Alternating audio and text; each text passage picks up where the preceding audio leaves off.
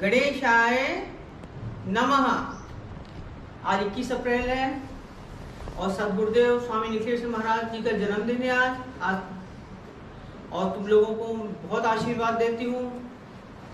बहुत सारे शिष्य जो हॉस्पिटल में एडमिट है उनको भी आशीर्वाद देती हूँ।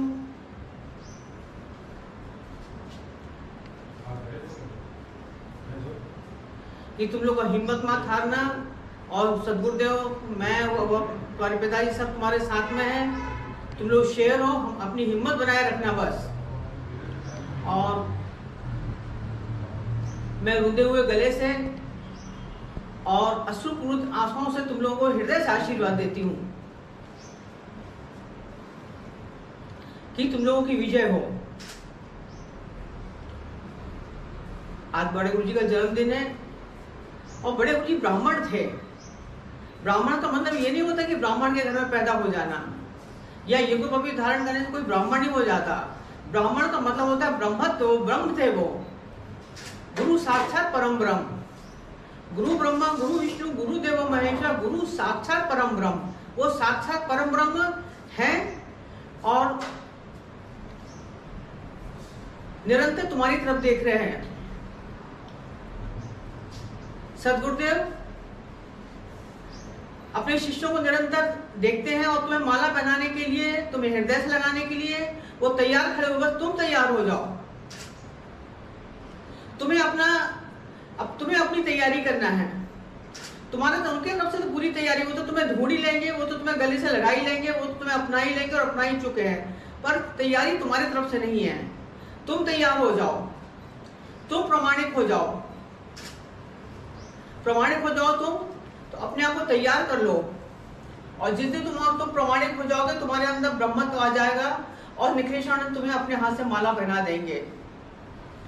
क्योंकि प्रमाणिक होने का मतलब नहीं कि तुम्हें कोई सर्टिफिकेट मिल जाए या कोई तुम प्रमाणिक हो जाओ। प्रमाणिक का मतलब है तुम जैसे हो, ऐसा नहीं कि तुम बहुत साधु बन जाओ, सन्यासी बन जाओ या तुम क्या कहते हैं बहुत ईमानदार बन जाओ या बहुत आध्यात्मिक बन जाओ। प्रमाणिक का मतलब ये नहीं है मेरे कहने का। प्रमाणिक का मतलब ये है कि तुम जो जैसे हो वैसे अपने आप को स्वीकार कर लो।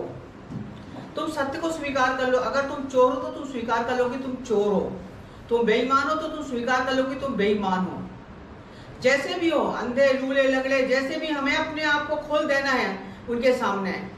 अगर तुमने स्वीकार कर लिया कि तुम बेईमान हो तो उस दिन से आधी बेईमानी तो तुम्हारी खत्म हो जाएगी। बेईमानी उस दिन से ही आधी छीड़ हो जाएगी क्योंकि तुमने स्वीकार कर लिया है।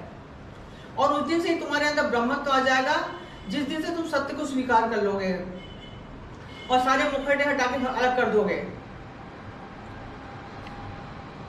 गौतम ऋषि के पास एक शिष्य पहुंचा जिसका नाम था सत्यकाम। जब सत्यकाम अपने गुरु के पास पहुंचा तो गुरु ने कहा, बेटा तेरा गोत्र क्या है? तू ब्राह्मण है और तेरा बाप क्या है? तू शूद्र है या ब्राह्मण है या वैश्य है, क्षत्रिय है, तू क्या है?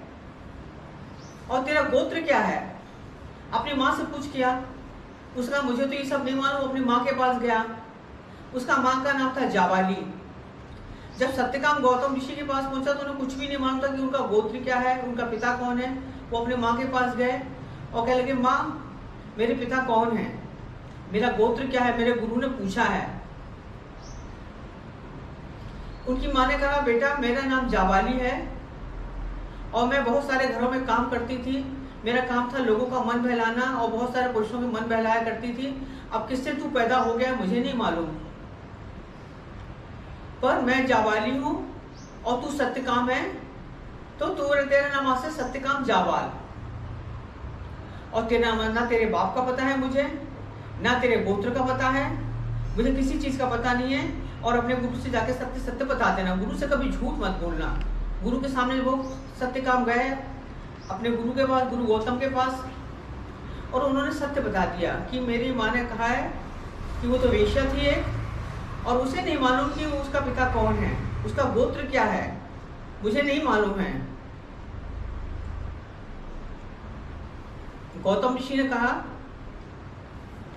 तू इतना सत्य बोल रहा है और तेरी माँ इतनी सत्यवान है, चाहती तो कह देती तेरा बाप ये है, तेरा बाप वो है, तू बहुत बड़े घराने का है, पर तेरी माँ ने भी सत्य बोला और तूने भी सत्य बोला, तू वास्तव में ब्राह्मण का बेटा है, तेरे अंदर ब्रह्मत्व है।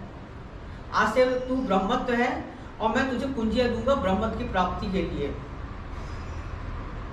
और सत्यकाम को उन्होंने सारी कुंजियां दी गौतम ऋषि ने। गौतम ऋषि जैसा ऋषि जिसने कहा नहीं, तूने सत्य को स्वीकार किया है और मैं तुम्हें ब्रह्मत्व देता हूँ, मैं तुम्हें वो सारी कुंजियां प्रदान करता हूँ क्योंकि तू ब्राह्मण का बेटा है। इतना सत्य बोलने वाला ब्राह्मण का बेटा ही हो सकता है जिसमें ब्रह्मत्व हो। तेरे अंदर कोई न्यूनता नहीं है, तेरे अंदर कोई झूठ छल कपट नहीं है, इसलिए आज से तू ब्राह्मण है, तू ब्रह्मत्व है। और जिस दिन तुम लोगों के अंदर प्रामाणिकता आ जाएगी, तुम लोग अपने आप को बिल्कुल गुरु के सामने खोल दोगे, सत्य को स्वीकार कर लोगे और गुरु के सामने अपने आप को स्वीकार कर लोगे, उस दिन तुम्हारे अंदर ब्रह्मत्व आ जाएगा। और सतगुरु स्वामी निखिलेश्वर महाराज आपके गले में माला पहनाएंगे, वो खुद ही आपको ढूंढते हुए आ जाएंगे। आपको उन्हें ढूंढने की जरूरत नहीं है, वो खुद ही आपको ढूंढ लेंगे, बस आप प्रमाणित हो जाएं। आप सत्य को का साथ दें, आप सत्य के साथ चलें और अपने आप को स्वीकार कर लें। बहुत सारे लोग कहते हैं ये साधना कर लें, भगवान को ढूंढो। आप भगवान को क्या ढूंढोगे, आप ब्रह्म को क्या ढूंढोगे? जिस दिन आप प्रमाणित हो जाओगे, ब्रह्म स्वयं आपको ढूंढ लेगा, आपको उन्हें ढूंढने की जरूरत नहीं है। अगर एक बच्चा है और एक बच्चे का हाथ अपनी माँ से छूट जाता है, तो बच्चा अगर माँ को ढूंढने निकल जाए तो फिर बच्चा कभी अपनी माँ को नहीं मिलेगा। बच्चा वहीं खड़े होकर रोता है, चिल्लाता है जहां बैठा है। आप जहां बैठे हो, जहां हो, जिस हाल में हो, कोई हिमालय में जाने की जरूरत नहीं है, कोई कहीं जाने की जरूरत नहीं। जहां बैठे हो वहीं बैठे रहो, बस अपने आप को प्रमाणित करो और सतगुरु स्वामी निखिलेश्वर महाराज स्वयं चल के तुम्हें ढूंढते हुए आएंगे, तुम्हें माला पहनाएंगे, तुम्हें गले से लगा लेंगे।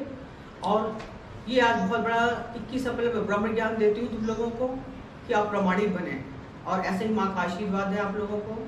और परम पूज्य गुरुदेव की जय, स्वामी निखिलेश्वर महाराज की जय, सदगुरुदेव की जय। और मेरा आप लोगों को बहुत बहुत आशीर्वाद है 21 अप्रैल में।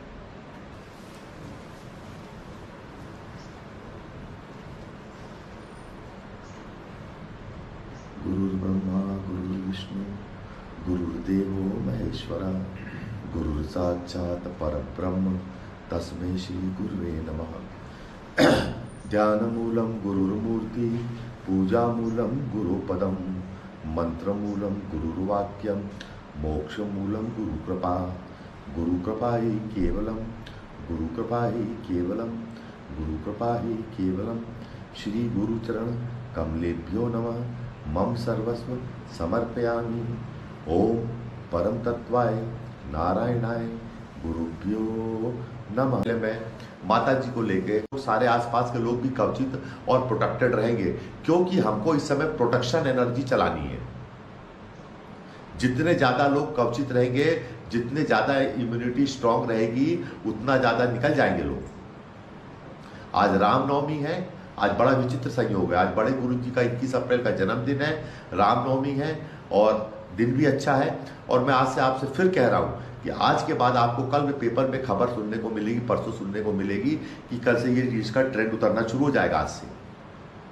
आज से ये नीचे उतरेगा, पक्का मान के चलिए। ये चीज, ये कचरा नीचे उतरना शुरू हो जाएगा और बहुत जल्दी, मैं आपको झूठ नहीं बोलता हूं, एक हफ्ते के अंदर 4-5 दिन के अंदर फिर मेरी भविष्यवाणी सुन लीजिए, ऐसी मेडिसिन आ जाएगी लंदन से या कहीं से कि सिर्फ 5 गोली खाइए, किसी भी प्रकार का कोरोना होगा, कोरोना मर जाएगा। आज घड़ी मिला लीजिए और 5 दिन के अंदर आपको इंडिया में ये दवाई अवेलेबल मिलेगी। ये ऑनलाइन बोल रहा हूं, ये मैंने दवाई नहीं बनाई है या मैंने कुछ नहीं किया है, ये सिर्फ प्रार्थनाओं का नतीजा है, ये एक सामूहिक जिम्मेदारी का नतीजा है, ये एक सामूहिक सोच का नतीजा है, एक सामूहिक चीजों का नतीजा है। सिर्फ 5 दिन का समय दे रहा हूं, 5 दिन के अंदर 2-2 गोलियों का ऐसा डोज आ रहा है जो 10 दिन का आपको 5 दिन खाना है, तो अगर कोरोना के लास्ट स्टेज में होगा तो भी बच जाएगा। ये कोरोना सिर्फ और सिर्फ एक हफ्ते से 10 दिन के अंदर यहां से विदा हो जाएगा, इसका सत्यानाश हो जाएगा, सर्वनाश इसका। आप ये मत समझो कि ये कोई ऐसा महान चीज है कि टिकेगा। यूएसए, यूनाइटेड किंगडम गोली बना ली है, यूनाइटेड किंगडम ने मेडिसिन बन गई है, बस मार्केट में लॉन्च होने की देर है। इंडिया ने भी बना ली है वो मेडिसिन, ये चला जाएगा कोरोना। ऐसा नहीं कि कोरोना मानव जाति को समाप्त कर देगा, मानव जाति को परेशान कर देगा, ऐसा सब बकवास बातें हैं। पर हाँ, इस समय मेरे बहुत नुकसान हुआ है। मैंने बहुत सारे अपने अच्छे शिष्यों को भी पीड़ित होते हुए देखा है। मैं बहुत दुखी, ग्रसित होते हुए देखा है, कष्ट लेते हुए देखा है। हो सकता है कुछ बुजुर्ग लोग या कुछ लोग उनको वो अब इस दुनिया में नहीं भी रहे हो, मैं क्षमा मांगता हूं आपसे। क्या बोलूं आपसे, क्या कहूं आप लोगों से। पर हाँ, युद्ध होता है, एक संघर्ष है, एक जिसे कहते हैं। तो अगर रावण से लड़ाई होती है तो राम के भी कुछ सैनिक तो मरते हैं। अगर कृष्ण की सेना भी लड़ने जाती है तो महाभारत युद्ध में कृष्ण भी घायल होते हैं, कृष्ण के साथ के भी कुछ सैनिक तो मरते हैं। ये तो होता है, ये कोई ऐसी बात नहीं। 100% तो कहीं कुछ नहीं होता। आपकी सेना भी अगर कितनी भी अच्छी सेना हो, अगर युद्ध में जाएगी तो आपके भी सैनिक, आपको भी लॉस तो होगा, आपको भी कैजुअलिटीज तो होंगी। और कैजुअलिटीज उन्हीं की होती हैं जो कुछ नहीं कह सकते उस बारे में, उस बारे में कुछ नहीं कहा जा सकता। पर हाँ, आप हिम्मत मत हारो। आपको मैंने कह दिया 7 दिन के अंदर आपको अच्छी खबर सुनने को मिल जाएगी, आपको मेडिसिन मिल जाएगी। और ये मेडिसिन जल्दी से जल्दी आए, मैं चाहता हूं, ताकि हर व्यक्ति ठीक हो जाए। ये बहुत कठिन संघर्ष का, इतना ज्यादा हाहाकार, इतनी ज्यादा मृत्यु तो तृतीय विश्व युद्ध, दोनों विश्व युद्धों में भी नहीं हुई जितनी अभी हो गई इस पृथ्वी पे। ये तृतीय विश्व युद्ध हम लोग देख रहे हैं अपनी आंखों के सामने। लाशें जलती रही हैं, लाशें बुझ नहीं रही हैं। शमशान घाट में से लाशें बुझ नहीं रही हैं, पिघलने लगा है सब कुछ। आप क्या समझते हैं एक संवेदनशील गुरु को बुरा नहीं लगता? एक संवेदनशील गुरु अपने शिष्यों की चिंता नहीं करता? मैं 24 घंटे अपने शिष्यों की चिंता करता हूं। मैं कह रहा हूं, मेरा देखिए आप कितना वजन लूज किया मैंने। आज मैंने 15 दिन बाद दाढ़ी बनाई है। आपको क्या बोलूं मैं। हाँ, पर ये ऐसा नहीं कि हम लोग निरंतर लगे हुए हैं साधनाओं में, निरंतर क्रियाशील हैं, निरंतर हर तरीके से काम कर रहे हैं और हर क्रिया कर रहे हैं। ऐसी क्रिया भी करी गई है इसमें कि जिससे कि आपको इंजेक्शन मिलने में दिक्कत ना हो। और इस समय मैंने शिष्यों को एक चीज सिखाई, कार्य सिद्धि। और इस समय जो सबसे ज्यादा जरूरत है साधकों के अंदर जो पावर है, और मैं बहुत 2-3 चीजों के बारे में आपसे बोलूंगा जो मुझे आप में कमी लगी। कार्य सिद्धि, मैंने किसी से कहा कि मुझे इंजेक्शन चाहिए, 3 मेरे घर पे कोई भर्ती है, इंजेक्शन चाहिए। उनने कह दिया भाई नहीं, हमको तो मिल ही नहीं सकते इंजेक्शन। स्ट्रेट फॉरवर्ड नो, कोशिश ही नहीं की, ट्राई ही नहीं किया। दे सेड नो, हमें नहीं मिल सकते। पर मैं हैट्स ऑफ टू मेरा एक शिष्य तोड़कर, मैं मल शेट्टी जिसको मैं दिल से आशीर्वाद देता हूं, मेरा एक शिष्य क्या कहते हैं कपिल वाचस्पत, जिसको मैं दिल से, इनको मैंने कार्य सिद्धि दी है। कपिल वाचस्पत जिसको मैंने कार्य सिद्धि दी है। मेरा एक शिष्य है क्या कहते हैं मल शेट्टी तोड़कर, जिनको मैंने कार्य सिद्धि दी है। मेरा एक शिष्य क्या नाम है प्रशांत, जिसको मैंने कार्य सिद्धि दी है। मेरा एक शिष्य है क्या कहते हैं क्या नाम मुकेश, जिसको मैंने कार्य सिद्धि दी है, आशीर्वाद दिया है। मैं डॉक्टर काले को मैंने आशीर्वाद दिया है, ये कार्य सिद्धि हुई है इनको। अगर मैंने कह दिया ये चीज होनी है, कैसे भी होनी है तो होनी है। और यही कार्य सिद्धि ने लक्ष्मण के प्राण बचाए थे। ये कार्य सिद्धि बड़े गुरु जी ने मुझे दी थी, माता जी को दी थी, कि जिस काम में हाथ डालो काम होना चाहिए। और आज इसकी कितनी जरूरत है। आज अगर कोई डॉक्टर किसी को दवाई देता है तो मरीज ठीक होना चाहिए। आज अगर कोई व्यक्ति इंजेक्शन लेने गया तो उसको इंजेक्शन मिल जाने चाहिए, कार्य सिद्धि होनी चाहिए। किसी को सिलेंडर चाहिए तो सिलेंडर मिल जाना चाहिए, ये कार्य सिद्धि होनी चाहिए। अगर उसको कार्य सिद्धि नहीं है, वो आदमी ना ही कहेगा तो क्या, कोई मतलब नहीं है। अगर कार्य सिद्धि के लिए उसने प्रयत्न ही नहीं किया तो क्या मतलब है। मैं आशीर्वाद देता हूं कि मेरे शिष्यों में, अधिकांशतः शिष्यों में कार्य सिद्धि आए, और जिनमें नहीं आई है उनमें भी कार्य सिद्धि आए। हमारे गुरुजी अगर किसी भी बात को बोल देते थे तो हम लोग जान झोंक देते थे कि कार्य सिद्धि, कर्म को सिद्ध करना है। कार्य सिद्धि क्या है। हनुमान जी को क्यों आज गाया जाता है कि हनुमान जी की राम से ज्यादा पूजा क्यों होती है, क्यों होती है भैया। राम से ज्यादा मंदिर हनुमान जी के हैं, राम से ज्यादा भक्त हनुमान जी के हैं। क्यों? क्योंकि हनुमान जी को जब राम ने आदेश दिया था कि सुबह तक तुम लेके आओ ये संजीवनी बूटी, तो हनुमान जी संजीवनी बूटी लेकर आए थे, कठिन कार्य को सिद्ध किया था। रास्ते में तो उनको राक्षस बैठे थे बेवकूफ बनाने के लिए भी, और जब समझ में नहीं आया तो पूरा पहाड़ उठा लाए थे। ये यहां तक भी कंफ्यूजन हो गया कि भैया कौन सी संजीवनी है कौन सी नहीं है। दूसरी बार मैं फिर वापस नहीं आ पाऊंगा वहां से उड़ के यहां तक लेने। उन्होंने कहा पूरा पहाड़ी ले चल उठा के, जो होगी खुद ही ढूंढ लेगा उसमें वो सुषेण वैद, खत्म करो लफड़ा। ये होती है कार्य सिद्धि। पूरा पहाड़ ही ले चलता हूं मैं उठा के और पटक देता हूं उसके सामने, भैया इसमें से छांट दे तुझको जो चाहिए, whatever you want take it from it. और ऐसा ही आज होना चाहिए। ऐसी कार्य सिद्धि इस देश के नेताओं को होनी चाहिए, इस देश के पॉलिटिशियंस को, इस देश के लोगों को होनी चाहिए। ये कार्य सिद्धि होती तो लाखों लोग आज बच गए होते। अगर कार्य सिद्धि की ये कार्य सिद्धि लोगों में होती, हाँ मेडिसिन बन जाएगी, आ जाएगा, ऐसा हो जाएगा, वैसा हो जाएगा, ये हो जाएगा, वो हो जाएगा, कुछ नहीं, ऑन द ग्राउंड कुछ नहीं। शर्म आती फिर मुझे। ऐसा नहीं होता। आप जो भी लोग बैठे हैं ऊंचे पदों पे, नीचे बैठो, परीक्षा देके बैठे हो, कुछ बैठे हो, ये आज का समय ऐसा है, ईश्वर करे उनको कार्य सिद्धि हो। ऊपर से लेके नीचे तक बैठे लोगों को, चाहे एक छोटा व्यक्ति हो, चाहे ऊपर के साथ टॉप मोस्ट पोस्ट पे बैठा व्यक्ति हो, सबको भगवान कार्य सिद्धि दे। मैं किसी की ना आलोचना करने के मूड में हूं, न किसी को अच्छा बुरा कहने के मूड में हूं, बस यही कहने के मूड में हूं कि इनको कार्य सिद्धि दे। अगर ये कहते हैं कि दवाई मिल जाएगी 10 दिन बाद, तो 10 दिन बाद दवाई मिल जाए बाजार में।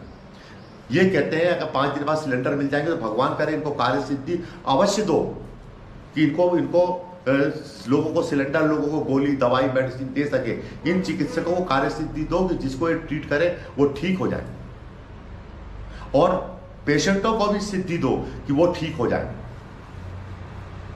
ये कार्य सिद्धि चाहिए हमको, कर्म की सिद्धि चाहिए इस समय, कुछ नहीं चाहिए हमको। हमको भगवान को ढूंढना बंद कर देना चाहिए। एक आम सीधा साधा व्यक्ति ऐसे पदों पे बैठे होने चाहिए जो हम लोगों ने भगवान और सुपर ह्यूमन बीइंग और ये और वो करा है, इससे हमारा हम गर्त में चले गई हमारी मानवता। एक सीधे साधे लोग उच्च पदों पे होने चाहिए जो मनुष्य को रोटी, कपड़ा, मकान और दवाई की मजबूरी को समझते हो और उनको सही समय पे अवेलेबल करा सकें, और कुछ नहीं चाहिए। बस यही हो, इतनी ताकत हो उनमें, उनका ज्ञान, उनकी पढ़ाई लिखाई, उनकी डिग्री, और उनका ये और उनका वो, उनका ये तामझाम, उनका औरा, आभा मंडल माफ करो, सिर्फ इतना हो कि ये छोटी छोटी चीजों में कार्य सिद्धि हो। आप वो जनता को दे सको, आप वो जनता को डिलीवर कर सको। और इसीलिए आज मैं सिद्धि लक्ष्मी पूजन कराऊंगा। मैं आपको एक छोटी सी बात बताता हूं, और आज आपको मेरी बातें खुल के सुननी पड़ेंगी। मैं आपको एक बात बताता हूं कि माता जी को गुरु जी ने क्या कहा था। मैं लेटा हुआ था कमरे में, माता जी को गुरु जी ने कहा था तू ऑक्सीजन है, O2 है। वो मेरी कभी तारीफ करे चाहे नहीं करे, मैं उनकी तारीफ करता हूं। उनने कहा था कि तू O2 है मेरे लिए, प्राणवायु है। जब तेरा फोन आता है तो मेरी छाती में ठंडक होती है, मुझे ऑक्सीजन मिलने लगती है, और बाकी सब जगह से तो कार्बन डाइऑक्साइड आती रहती है। हमारा ये घूम गया, हमारा वो नुकसान हो गया, हमारे पास। अभी मैं आपसे कई फोन क्यों नहीं सुनता, आपको बताऊं क्यों? क्योंकि मैं कार्बन डाइऑक्साइड नहीं लेना चाह रहा। आप अभी भी कुछ ऐसे शिष्य हैं जो फोन करके कहते हैं मेरा बिजनेस नहीं चल रहा, मेरी शादी नहीं हो रही, मेरा ऐसा ये काम, मेरे प्रॉपर्टी का काम रुका है। क्या आपको लगता है कि मैं आपके प्रॉपर्टी के काम के, आपके शादी के काम के, या आपको कम पैसा कमा रहे उस पर ध्यान दूंगा? अगर मैं आपको गुस्से में कुछ बोलूं, इससे अच्छा मैं फोन ही नहीं सुनता। इस समय मेरा पूरा कंसंट्रेशन, पूरा ध्यान मेरे एक एक शिष्य की सुरक्षा में, एक एक शिष्य को बचाने में लगा हुआ है। समस्त गुरु मंडल लगा हुआ है कि आप सुरक्षित रहें, आप संरक्षित रहें, आप अच्छे से रहें। भाड़ में गई और चीजें, दाल रोटी खाओ, प्रभु के गुण गाओ। आप पे 2 रुपया कम है, आप पे कर्जा है, आप पे पानी है, आप पे ये है, आप पे काम नहीं चला, आपकी नौकरी नहीं लग रही, बाद में देखेंगे। आप क्या शादी नहीं हो रही, जब बाद में देखेंगे सब। ये सब चीजें कोई मतलब नहीं रखती, बेकार की चीजें। ये क्या मतलब रखती हैं? Does it matter this time? इस समय मेरा सिर्फ और सिर्फ एक ही ध्यान है कि आप सब लोग सुरक्षित और कवचित रहें, अपने अपने घरों में रहें, अच्छे से रहें, और बाकी ये जब संकट टल जाए, 10-15 दिन के अंदर ये चीज निकल जाए, मैंने कह दिया तीसरी चौथी लहर में तो कुछ होना ही नहीं है, क्योंकि 10 दिन के अंदर जब मेडिसिन मार्केट में आ जाएगी तब कुछ नहीं होगा। ऐसा नहीं कि काम नहीं चलते हैं। और ये माता जी को जो O2 कहा, ऑक्सीजन का, तो ये कार्बन डाइऑक्साइड, आप लोगों को कार्बन डाइऑक्साइड कब छोड़नी पड़ेगी? आपको मालूम है, आपके गुरु ने पहले क्रिया की, मैंने कितने पेड़ लगाना शुरू कर दिए थे। पहले हर पेड़ लगाने के साथ बोलता था, अरे भैया मेरे शिष्यों के फेफड़े ठीक रहे, इनको सांस लेते बने, चलो यार ये ऑक्सीजन। कई बार लोग मुझसे कहते हैं यार ये लकड़ी वाले पेड़ लगाते हो, फलदार पेड़ क्यों नहीं लगाते? मैंने कहा भैया ये ऑक्सीजन तो दे रहे हैं, अब मैं पहाड़ के ऊपर फलदार पेड़ लगाऊंगा, ये करूंगा वो करूंगा, वो सब किससे कहानी छोड़ो। सबसे पहले जो ऑक्सीजन का, ऑक्सीजन चाहिए या तुमको फल चाहिए? अभी आज ऑक्सीजन के लिए मारामारी हो गई, O2 के लिए। किसने किया है? ये हम सब ने किया है, हम सब ने बनाया। ये आज आपके गुरु ने ये क्रिया की, जो पेड़ माता जी ने वो पेड़ लगाते जा रहे हैं कि भाई चलो हमने उसी साथ लगा कि हमारे शिष्यों का को ऑक्सीजन मिलती रहे। और आज यही है, मैं दावे से कह सकता हूं पूरे विश्व में कोई भी आध्यात्मिक संस्थान कोई ना हो, सभी को नुकसान हुआ होगा, होता है। महाविद्या साधक परिवार को न्यूनतम से न्यूनतम नुकसान हुआ है। जीरो तो कुछ भी नहीं होता, पर न्यूनतम से न्यूनतम नुकसान महाविद्या साधक परिवार को होने दिया गया है, क्योंकि उसके पीछे बहुत बड़ी बड़ी क्रियाएं की गई। हमने इंजेक्शन जुटाने के लिए जान झोंक दी थी कि वो जुटे कैसे भी वो हो, ताकि शिष्यों को जो क्रिया की गई थी ये क्रियाएं ना रुके। समय समय पर शिष्यों को कार्य दिए गए थे, ये करके लाओ, कैसे भी करके दिखाओ। क्यों? क्योंकि कार्य सिद्धि महाविद्या साधक परिवार के अंतर्गत रहे। अगर कार्य सिद्धि नहीं है तो आज के दिन पे आप बता दो कुछ नहीं हो। और दूसरी तीसरी बात मैं आपको सबसे बड़ी बात बता देता हूं, मेरे को आप मजाक में मत लेना। आप जिसने भी मजाक में लिया है फिर वो मजाक ही हो जाता है।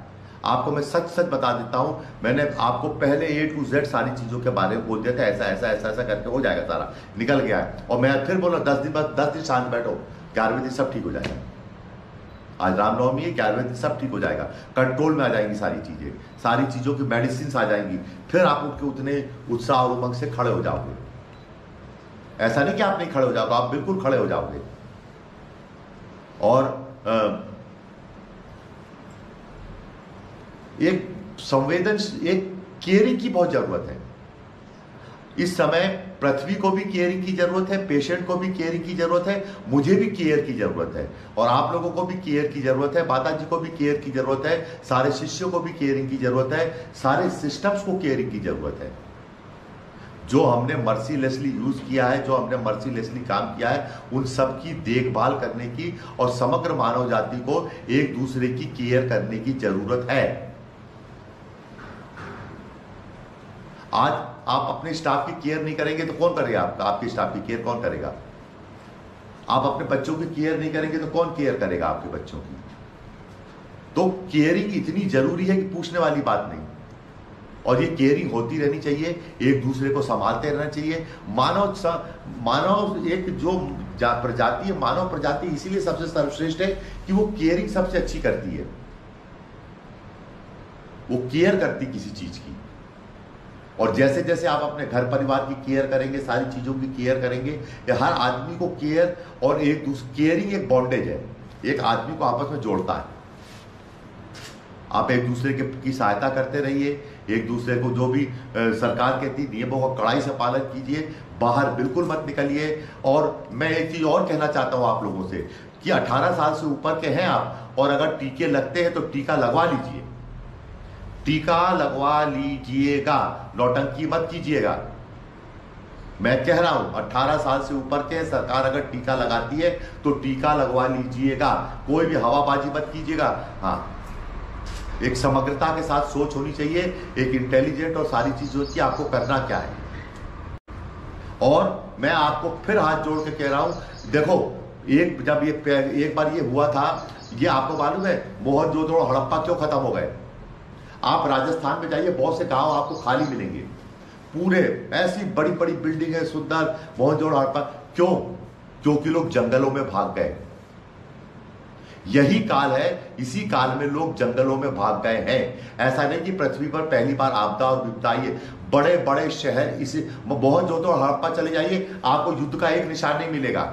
युद्ध के कारण वो लोग भागे हैं। आपको कोई प्राकृतिक आपदा का कोई निशान नहीं मिलता कि पानी वानी में बह गया, सब कुछ भी नहीं है खोज में। सिर्फ इसलिए भाग गए क्योंकि ऐसी विनाशकारी बीमारियां और ऐसी चीजें आई कि लोग पूरा का पूरा गांव रातों रात भाग गया। पचमढ़ी क्यों बना, नेपाल क्यों बना, भूटान क्यों बना, ये शिमला क्यों बना? आप कभी इसके डीप में जाके सोचिए, इस नॉर्थ ईस्ट के वो कौन जाएगा वो जंगल में रहने? क्यों स्थितियां ऐसी आई, ऐसे संकट आए, इस तरह की बीमारियां आई कि पूरे के पूरे कुनबा पलायन कर गया। अपना घर परिवार, भाई जान है तो जहान है, पूरा घर परिवार छोड़कर लोग ठंडे स्थानों में चले गए जहां पे शुद्ध वायु हो, शुद्ध हवा हो, जहां पे हम जीवन जी सके, लोग छोड़ के चले गए।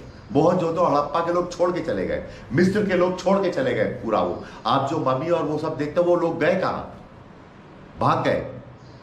राम के वंशज रोम की साइड पलायन कर गए थे अयोध्या से।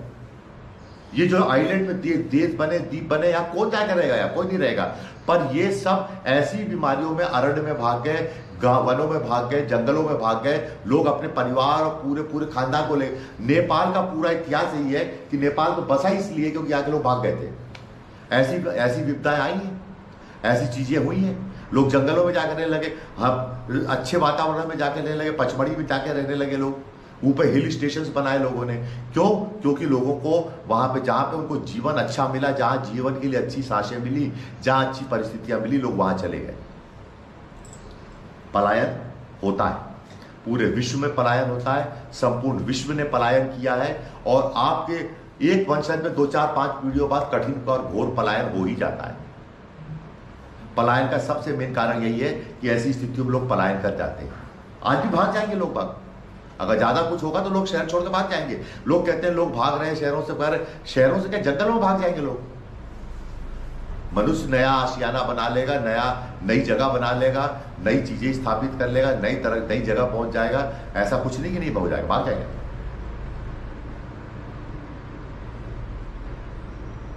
आप एक दूसरे की केयर कीजिए, एक दूसरे को देखते रहिए और साधनाएं करते रहिए।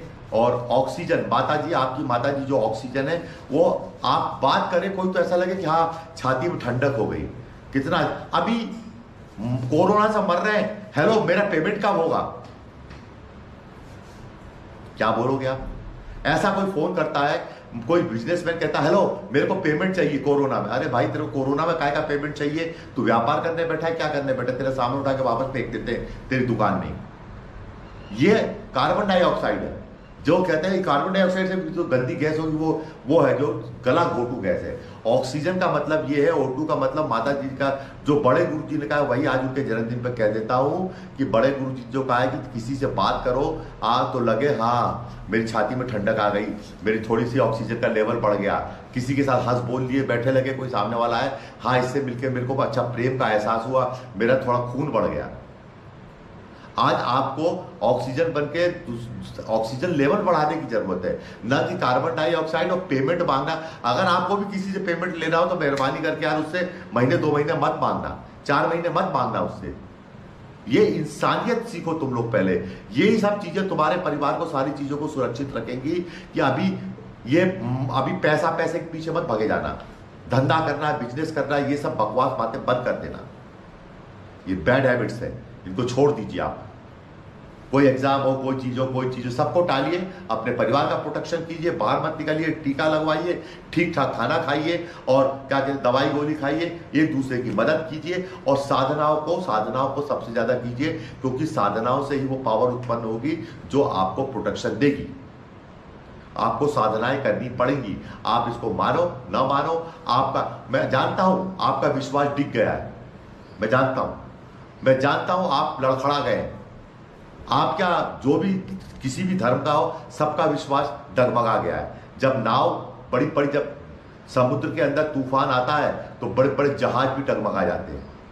आपका डगमगाना कोई बहुत बड़ी बात नहीं। बड़े बड़े जहाज होते हैं जिसके एयरक्राफ्ट कैरियर भी डगमगा जाते हैं, समुद्र में तूफान आता है, जिसके ऊपर 50 हवाई जहाज खड़े रहते हैं, वो भी डगमगा जाते हैं।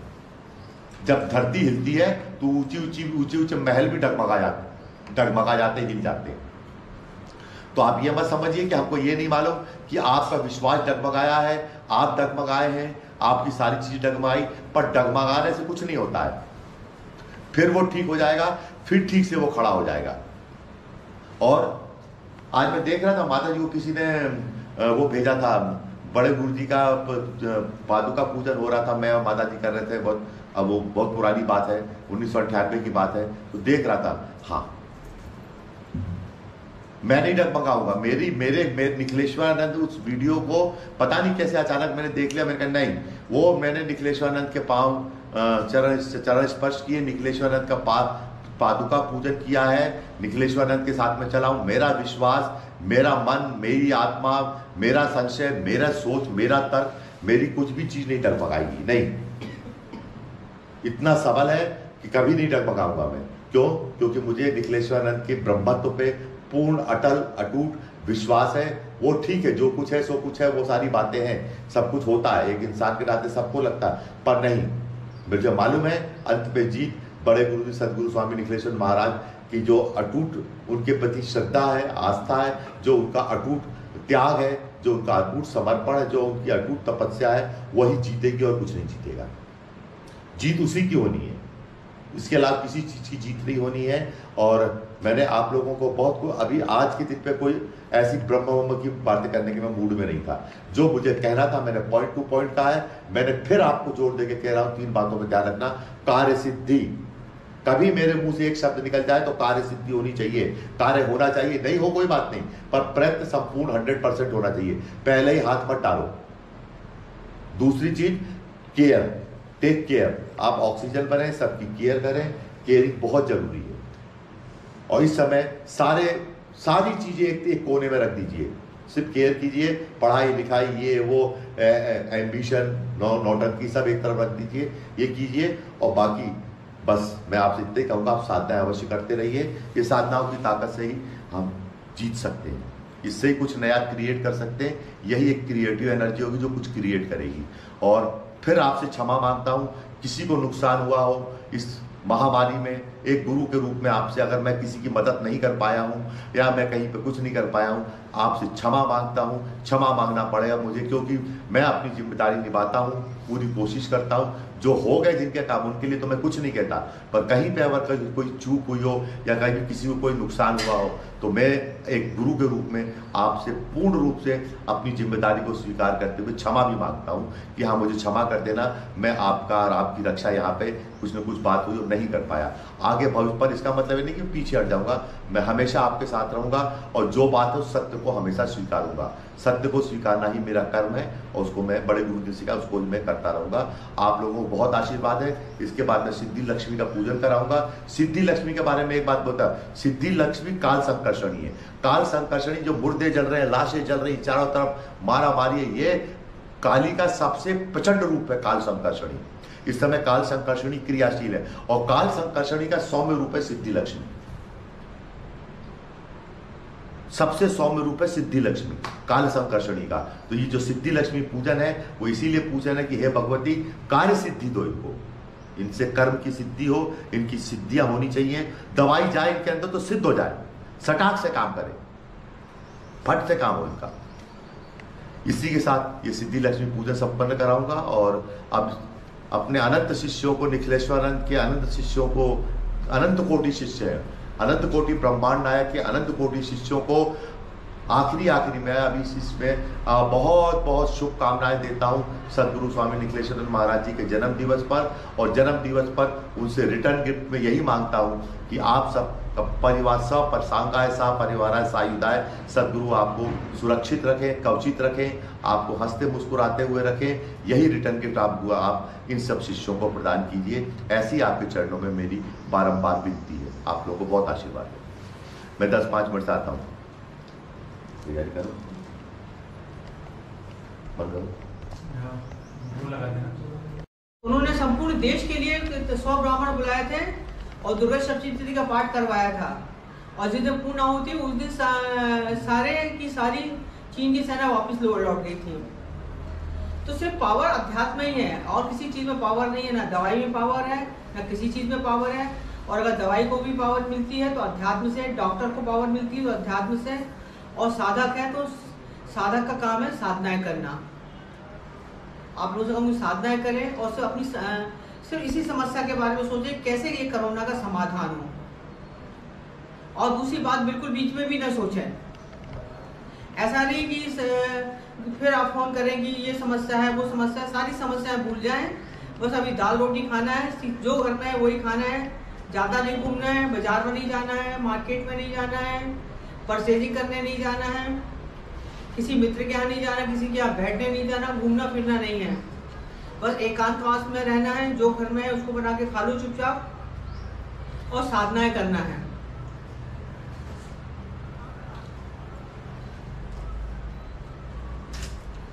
लोग आते हैं, बात करते हैं, तरह तरह की बात करते हैं। शिष्य एक वैज्ञानिक था, अब उसने सारी खोज कर ली थी कि कैसे पत्थर से हीरा बनाया जाए। तो तुम साधकों की बात बता रहे, ये भी वैज्ञानिक लोग भी साधक होते हैं, और साधक को भी अपने मार्ग से नहीं भटकना चाहिए। तो वैज्ञानिक कहता है सारी खोज कर ली कि पत्थर से कैसे हीरा बनाया जाए, और बस एक खोज बाकी रह गई। उसने कहा ये खोज कैसे पूरी हो?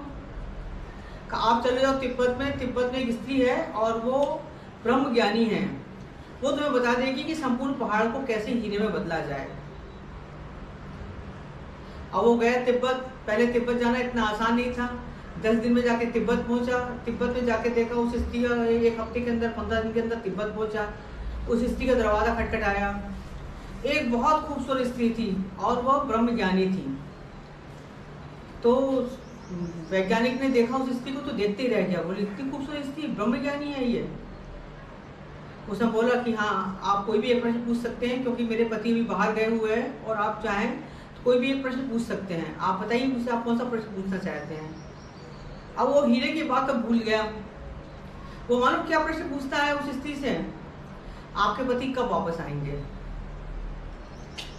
और यही साधक है कि साधक अपने लक्ष्य से भटक जाता है और वो भगवान से वो मांगने लगता है जो जिस समय हमें जरूरत नहीं है। हमें किस चीज की जरूरत है हम वो भूल जाते हैं और अपने मार्ग से भटक जाते हैं। और कृपया करके अपने मार्ग से ना भटके और ईश्वर से वही मांगे, दुआ करें कि सब स्वस्थ हो, ये कोरोना चला जाए। मेरा बस आप लोगों से इतना ही निवेदन है और मेरा बहुत आशीर्वाद है। तुम लोग स्वस्थ रहो, अपने मार्ग से मत भटकना और निरंतर साधनाएं करते रहना। और आज बड़े गुरु जी का जन्मदिन है और मैं बड़े गुरु से यही प्रार्थना करती हूँ कि सारे शिष्यों की लाज रखें, सारे शिष्यों को लंबी आयु दें और सारे शिष्यों पर कृपा करें। उनसे मैं ऐसा ही प्रार्थना करती हूँ। परम पूज्य गुरुदेव की जय। और केक काटेंगे, उसके बाद आप लोग डांस करेंगे और खूब मस्ती के साथ नाचेंगे। मैं सबको देख लूंगी तुम लोग नाच रहे हो क्या कर रहे हो, और बिल्कुल सब भूल जाना, थोड़ा कुछ समय के लिए सब कुछ भूल जाना। और जब तुम सब कुछ भूल जाओगे ना, टाइम है, अभी टाइम देंगे थोड़ा सा, दोनों माइक को मुझे को बोले तो इतना अच्छा केक है पीले रंग का, ये बहुत सुंदर है ना। जल्दी केक करो, केक खाने में अगर मैं आप लोगों से, आप मेरे फोन लाइन 24 घंटे खुली हुई है और आप लोग मेरे ऑफिस के जो लोग फोन उठाते हैं वो फोन उठाते हैं और मेरे पास हर मैसेज आता है। एक भी मैसेज अगर ऑफिस में किसी ने कर दिया, एक भी मैसेज अगर आपने किसी ने यूट्यूब पे डाल दिया, आप मेरी बात को ध्यान से सुन लेना। A single message has been on YouTube, मेरे शिष्य को फोन कर दिया, चाहे नितिन उठाए, चाहे मुकेश उठाए, चाहे संजय उठाए, XYZ कोई भी फोन उठाए, वो मैसेज मुझ तक आता है। मैं वेरी स्ट्रिक्ट, मैं एक बहुत स्ट्रिक्ट एडमिनिस्ट्रेटर हूँ, बहुत ही जिसे कहना चाहिए कि इतना स्ट्रिक्ट एडमिनिस्ट्रेटर हूँ कि मेरे साथ काम करना बहुत मुश्किल है शिष्यों को। पर आपका एक भी बात, मैंने एक बात इन लोगों से कह दी थी, आप मेरी बात को सुनिए, मैं कोई प्रवचन नहीं कर रहा हूँ, आपको समझा रहा हूँ। इनसे मैंने एक बात कह दी थी कि ये संस्था सिर्फ शिष्यों के लिए चलती है। अगर शिष्य का 5 पैसा भी आता है तो शिष्य का 5 पैसा भी आता है तो उसी से तुमको तनख्वाह मिलती है, उसी से पेड़ लगते हैं, उसी से सब कुछ होता है, उसी से सारी चीजें होती हैं। तो शिष्य का एक भी मैसेज या शिष्य की एक भी कंप्लेंट या शिष्य का एक भी शब्द मेरे कानों से मिस नहीं होना चाहिए। क्यों? क्योंकि ये किसी और चीज के लिए नहीं चलती है, मुफ्त और कोई काम ही नहीं है। अगर शिष्य नहीं तो संस्था नहीं, शिष्य नहीं तो निखिल धाम नहीं, शिष्य नहीं तो वृक्षारोपण नहीं, शिष्य नहीं तो केक नहीं, शिष्य नहीं तो कुछ नहीं, कुछ नहीं, कुछ नहीं। आप बात को समझो। आप लोगों को समझना चाहिए कि आपका गुरु हाईली प्रोफेशनल आदमी है, और हाईली प्रोफेशनल जो स्पिरिचुअल आदमी होगा, भगवान श्री कृष्ण परम उद्यमी थे, क्योंकि वो he is highly professional person. और उन्हीं की साक्षात छवि सदगुरु स्वामी निखिलेश्वर महाराज जी, परम प्रोफेशनल। आपने बड़े गुरु जी के साथ, आप लोगों ने काम नहीं किया बड़े गुरु जी के साथ, जिनने कुछ थोड़ा बहुत ने किया हो तो होंगे। आपको मालूम नहीं कितने स्ट्रिक्ट होते थे आप। तो मैं तो जरा सा डांटता हूं तो तुम लोग को बुरा लग जाता है, गुरु जी डांटते हैं, पर बुरा नहीं लगना चाहिए। हमने तो गुरु जी की लाते, जूते और गालियां खाई हैं, तब जाके आज यहां तक पहुंचे हैं, क्योंकि वो इतने आर्मी के कमांडर के जैसे होते थे, प्रोफेशनल। अगर कोई भगोड़ा हो तो गोली मारते गुरु जी पीछे से खींच के। आपको मालूम है, चलिए माता जी उनके साथ, और मैं चला पूछ लेना उनसे कभी, कितने स्ट्रिक्ट होते थे। न पैसे को पैसा समझते थे, ना दिन को दिन, ना रात को रात, ना काम को काम, पर कार्य सिद्धि देते, सब कुछ देते थे, और वो एक एक बात सुनते थे। तो वो भी भगवान श्री कृष्ण ने, इतने लोगों ने बहुत कुछ कहा कृष्ण के बारे में, पर 5000 साल में कृष्ण का कोई तोड़ नहीं है। और पिछले 50 वर्षों में निखिलेश्वर का कोई तोड़ नहीं है, और 5000 सालों तक भी निखिलेश्वर का कोई तोड़ नहीं होगा। क्यों? क्योंकि वो प्रोफेशनलिज्म की पराकाष्ठा को टच कर गए थे। The apex point of professionalism, इतने ज्यादा प्रोफेशनलिज्म, मतलब जो उनको जैसे पॉइंट टू पॉइंट बात करना, मुद्दे की बात करो, इधर उधर की बात नहीं, सिर्फ पॉइंट टू पॉइंट बात करना। और हम लोगों ने उनके साथ काम किया है, हमें मालूम है रात को 2 बजे काम करना है, 2 बजे 1 बजे करना है, 1 बजे करना है, ऐसे करना है, ऐसे जीना, ऐसे करना है। तो स्टाफ को और सारे लोगों को इसी प्रोफेशनलिज्म में डाला जाता है, और जो भी निकम्मे होते हैं भगा भी दिया जाता है, उनको गालियां भी दी जाती हैं, उनको डांटा भी जाता है। आपका एक भी शब्द अगर आप कहते हो तो मुझ तक पहुंचता है। हो सकता है मैं फोन कॉल नहीं ले रहा हूं, फोन कॉल इसलिए नहीं ले रहा हूं क्योंकि कभी कभी फोन कॉल लेने में क्या होता है, आप सोचते हो बात हो गई, मेरे कान तक बात आ जाती है, बस आप समझ लो आपका काम हो गया। हमारे कान तक बात आनी चाहिए। बात बैठ के गप्पे लड़ाने का समय नहीं है ये कि मैं आपसे बैठ के गप्पे लड़ाऊं। मेरे पास जैसे कहते हैं, मैं वॉर रूम में बैठा हूं, और इस समय वॉर रूम में एक कमांडर जो बैठा होता है, उसके पास पूरे क्षेत्र से कि उदगीर में कौन बीमार है, लातूर में कौन बीमार है, औरंगाबाद में कौन बीमार है, मुंबई में कौन बीमार है, अकोला में कौन बीमार है, क्या कहते हैं हरियाणा में कौन बीमार है, उत्तराखंड में कौन बीमार है, मध्य प्रदेश में इंदौर में कौन बीमार है, किसको क्या हो गया, क्या नहीं हो गया, कौन को क्या, कितनी बीमार है, किसको सिलेंडर लग रहा है, किसको क्या हो रहा है, कौन सी किसकी पल्स रेट क्या है, ये सारी इंफॉर्मेशन हमारे पास आती है। अब या तो मैं उन पर काम करूं, उन पे क्रियान्वित करूं शांति से बैठ के एकाकी वॉर रूम में, या आप लोगों से फोन पे गल बजा हुआ करूं। तो अभी आप मुझसे ये उम्मीद मत करना कि मैं आपके फोन पे बैठ के आपसे गल बजा हुआ करूंगा, आपसे हाय हेलो करूंगा। पर मेरे वॉर रूम में, मेरे कमरे में एक एक जगह के शिष्य की, चाहे वो धुलिया का शिष्य हो, चाहे मुंबई का हो, चाहे थाने का हो, चाहे यहाँ का हो, चाहे कैलिफोर्निया का हो, चाहे लंदन का हो, मेरे पास एक एक इंफॉर्मेशन आती है। चाहे वो दुबई हो, मैं बता देता हूं नागपुर में दुबई की क्या तबीयत, मैं यहीं से बैठे बैठे बता दूंगा। लातूर में कौन कौन बीमार थे मुझे मालूम है, किसके घर पे क्या क्या हुआ था उदगीर में मुझे मालूम है, नांदेड़ में कौन कौन अस्पताल से भर्ती हुए के निकल गया मुझे नहीं मालूम है। एक एक घर की, एक एक चीज की, एक एक शिष्य की सिंगल इंफॉर्मेशन मेरे पास है। यही परम उद्यमिता है। और मैंने अपने स्टाफ से कह रखा है 24 आवर्स मुझे इंफॉर्मेशन देते रहिए आप। और मैं आपसे बात नहीं कर रहा हूं क्योंकि बात करूंगा तो आप मेरा भेजा खा जाओगे। मैं काम करूं, मैं ऑपरेशन करूं, मैं वॉर रूम में बैठा हुआ आदमी हूं, मॉनिटर करूं, काम करूं, उस पर एक्शन लूं कि आपको बैठ के पॉलिटिशियंस के समान भाषणबाजी करूं। वो मेरा काम नहीं है। मेरा काम है आप ठीक होके घर आ जाए। मुझे नहीं मालूम क्या कहते हैं, मैं तो झूठ नहीं बोलता, इलाहाबाद में मेरा हीरे जैसा शिष्य आशीष मान भी बीमार है, उसकी पत्नी बीमार है, क्या मुझे नहीं मालूम? मैंने काम, माता जी ने रात में काम करके उनको ठीक किया है, क्या माता जी को नहीं मालूम? क्या मुझे नहीं मालूम? हमको सब कुछ मालूम होता है। हमारे शिष्य हमारे हीरे जैसे हैं, हमको मालूम है कि हम उनकी क्या कदर और क्या वैल्यू है। हम उनके लिए लगे रहते 24 घंटे कि हाँ तुम ठीक हो जाओ, निकल के आ जाओ, ये हो जाओ, वो हो जाओ, हम सब देखते रहते हैं। इसलिए आप मेरे ऑफिस में मेरे स्टाफ के लोगों को बता, अभी मेरे पास ये टाइम नहीं है कि मैं प्रभा का बैठ के गाना सुनूं झारखंड से। उनका फोन शुरू होगा तो 3 घंटे शुरू होगा, इधर उधर की लफासिया बातें। तो मुझे अभी ऐसे फालतू के लोगों की बातें सुनने के लिए मेरे पास समय नहीं है। मैं ऑन द वॉर हूं। और आपको याद रखना पड़ेगा कि गुरु जब ऑन द वॉर, मेरे चेहरे से आप देख लीजिए, मेरी आंखों के नीचे कालेपन से देख लीजिए, मेरे वजन कम होने से देख लीजिए कि मैं युद्ध के मैदान में तत्पर हूं। मैं युद्ध कर रहा हूं इस समय, और युद्ध आप शिष्यों के लिए कर रहा हूं, आप सब लोगों के लिए कर रहा हूं, सारे लोगों के लिए कर रहा हूं। और इस समय मुझे फोन, मेरे ऑफिस में मैसेज छोड़ दीजिए, मुझको मैसेज मिल जाएगा। स्थितियां नॉर्मल होंगी, फिर हंसने मुस्कुराने का दिन आएंगे, फिर हंसने मुस्कुराएंगे, मैं आपसे घंटों बात कर लूंगा। आप इस बात को समझ के रखिए। पर अभी आप ये सोच लो कि अभी मैं, मेरी स्थिति समझो कि आपका गुरु क्या चाहते हो, आपका गुरु वॉर फ्रंट से हट जाए। आपका गुरु ही तो कमांडर है। एक कहावत है, सबसे बड़ी बात, बड़े गुरु जी कहावत कहते थे, गीदड़ों की फौज हो और सेनापति शेर हो तो वो फौज हमेशा जीत जाती है, और शेरों की फौज हो और सेनापति गीदड़ हो तो फौज हार जाती है। आपका सेनापति, आपका लीडर, आपको मैं लीड कर रहा हूं, महाविद्या साधक परिवार को लीड कर रहा हूं, महाविद्या साधक परिवार के फ्रंट में, और भारतीय सेना के हिसाब से मैं फ्रंट में खड़ा हूं। I am leading from the front. और 24 घंटे मेरे को सूचनाएं मिलती रहती है। आप सूचनाएं शेयर करते रहिए। सार्थक ग्रुप चैनल को बता दूं नहीं तो ये बड़े जल्दी घबराते हैं। आप लोग बहुत जल्दी डिप्रेस होते हो, हाथ पांव फेंकते हो, हाथ पांव फूल जाते हैं आप लोगों के, आप लोग का विश्वास डगमगाता है, वो आपका विषय है। मैं उसमें कोई भी इंटरफेयर नहीं करूंगा। पर मैं भी यहीं बैठा हुआ हूं, आप भी यहीं बैठे हुए हो। महीना बीत जाने के बाद मई आएगा, मैं आपसे बात करूंगा, जून आएगा, मैं आपसे बात करूंगा कि देखो आप निकल गए। पिछले 1.5-2 साल भी मैंने यही किया। कठिनाइयां हैं, समस्याएं हैं, सारी बातें हैं, पर मैं फ्रंट से लीड कर रहा हूं। मेरे ऑफिस में मैसेज छोड़ दीजिए। गुरु जी से बात नहीं हो रही, इसके लिए मुंह और गर्दन मत फुलाइए। या ना मैं डर के भाग गया हूं, ना कुछ छुप के भाग गया हूं। अभी मैंने आपको 3 किस्तों का वो दिया है, क्या कहते हैं, वीडियो बना के आपको दिया, आप लोग उसको देख लीजिए। और 2 घंटे गुरुमत का जाप कीजिए। और मैं आपका लीडर हूं, मैं आपको लीड कर रहा हूं। आपके घर में, परिवार में किसी को भी, आपको जो दीक्षित है, वो कोई भी प्रॉब्लम हो, आप मेरे ऑफिस में फोन कर लीजिए।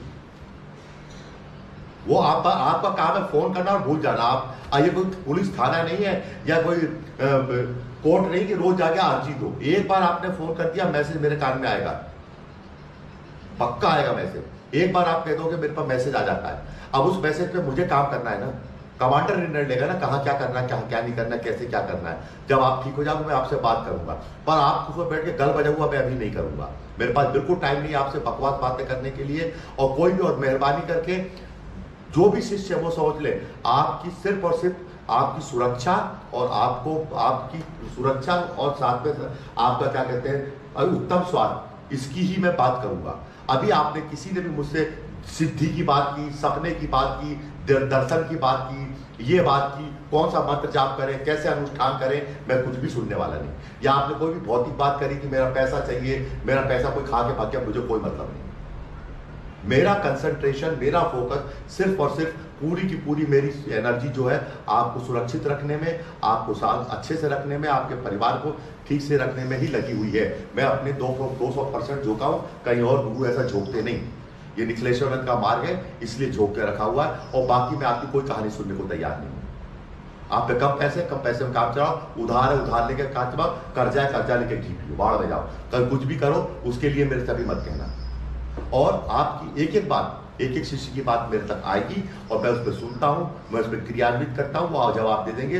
बाकी मैं इस समय वॉर रूम में बैठा हूं। जब तक ये चीज समाप्त नहीं हो जाती, जब तक हमारे शिष्य निकल नहीं जाते, क्रिटिकल सिचुएशंस होती हैं। आप सोच लीजिए कितने इमरजेंसी सिचुएशंस है उन शिष्यों की या उन लोगों की जो है, जिनको दिक्कत है, वो जब निकल जाएंगे, जब होंगे, तो हमारी चैन में चैन आती है। 100 लोगों को मारना बहुत आसान है, एक को बचाना बहुत कठिन है। आप समझ रहे हो इस बात को? एक जीवन बचाना इतना कठिन है, 100 लोगों को मारने में क्या रखा? मारने में तो कोई बहुत बड़ी बात नहीं, मारी जा रही दुनिया में। पर एक आदमी को बचा लेना, एक आदमी को निकाल लेना बहुत कठिन होता है। और आप सबको मेरा साथ देना पड़ेगा, आप सबको मंत्र जाप करना पड़ेगा, अपने घर परिवार का ध्यान रखना पड़ेगा, अपने घर परिवार की सुरक्षा करनी पड़ेगी। आप सब लोग मेरे साथ दीजिए। हम सब मिलकर सामूहिक रूप से, अकेला चला बाढ़ नहीं फोड़ लेगा। हम सब लोग सामूहिक रूप से मिलकर, सामूहिक रूप से एक साधक परिवार है, एक कमांडो परिवार है, एक सारे लोग जुड़े हुए लोग हैं।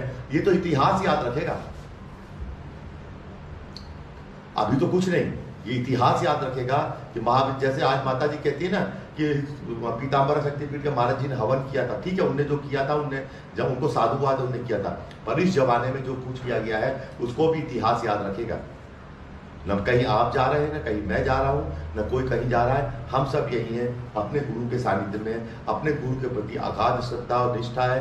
बाकी हम क्या बोल सकते हैं इससे ज़्यादा? इससे ज़्यादा बात करना, हम सब मनुष्य हैं, इस मनुष्य को इससे ज़्यादा बात मैं आपसे एक बात कहता हूँ, इस प्रवचन को यहाँ पे समाप्त करता हूँ। एक सिद्ध क्या, इंसान है हम सब, 2 हाथ वाले इंसान हम खाते हैं, लैट्रिन बाथरूम जाते हैं। इंसान को इंसान का काम 100% करे, बाकी काम ईश्वर का है, ईश्वर के काम को ईश्वर करे। हम ईश्वर नहीं है, हम भगवान नहीं बन जाएंगे, हम मनुष्य हैं। अगर हम मनुष्यों ने सिलेंडर जुटा लिए, दवाइयां जुटा ली, गोली दे दी, कैरियर कर दी, लोगों को अस्पताल में सब चीजें उपलब्ध करा दी, जो इंसान कराएगा, भगवान थोड़ी लाके दे देगा ऑक्सीजन का सिलेंडर या इंजेक्शन लाके दे देगा भगवान, वो तो हमको लाना पड़ेगा ना। हम इंसानों का काम, हमको अस्पताल में दवाई गोली खानी पड़ेगी ना। हम इंसान हैं, इंसानों का काम पूर्ण जिसे कहते हैं हम प्रोफेशनलिज्म के साथ 100% सफल कर ले। बाकी ईश्वर को भी, ईश्वर के काम में हम हाथ न डालें। ईश्वर को ईश्वर का काम करने दो, उसकी न नुक्ताचीनी करें, न उसकी हम कोई तर्क लगाए, न कुतर्क लगाए, वो हमारे लेवल का काम ही नहीं है। और हमारा काम है ईश्वर, मनुष्य का काम है साधनाएं करना, मनुष्य का काम है प्रार्थना करना, मनुष्य का काम है अनुष्ठान करना, जो हमने माता जी ने संपन्न कराया। मनुष्य का, हम सब शिष्यों का काम है अपने गुरु जी का अपने गुरु जी के जन्मदिन बनाना, गुरु जी के जन्मदिन पे केक काटना, गुरु जी के चरण स्पर्श करना, गुरु जी से पे विश्वास बनाए रखना, ये हमारा काम है और हमारा कोई काम नहीं है। वो गुरु जी का काम गुरु जी करेंगे, बाकी काम मैं करूँगा, बाकी काम माता जी करेंगे।